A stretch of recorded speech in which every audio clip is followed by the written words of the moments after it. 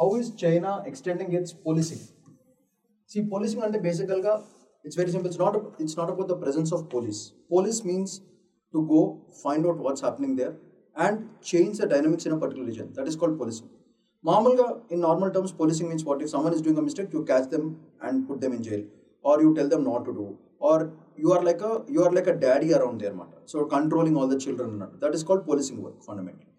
So ఇప్పుడు ఈ article బేసిక్గా ఏం చెప్తుందంటే చైనా వాళ్ళు in the name of cultural diplomacy, in the name of defence security, in the name of trade, what they are doing is Chinese presence is seen in most of the European countries and other reasons. దీంట్లో ఏం చేస్తున్నారంటే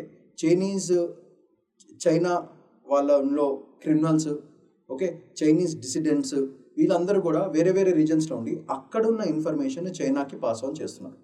so ఇది ఎట్లా అయిపోతుందంటే ఓవరాల్గా మీ దేశంలో అంటే it's simple like మీ ఇంట్లో for example in your house మీ ఇంట్లో ఎవరైనా వేరే వాళ్ళు ఉన్నారనుకోండి.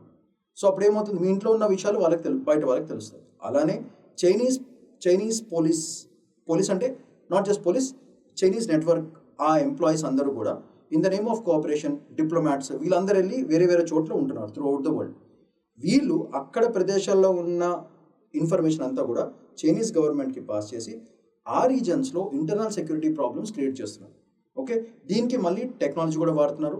Okay, they are using drones, they are using foxnet, they are using satellite versions and finding out what is happening in every region.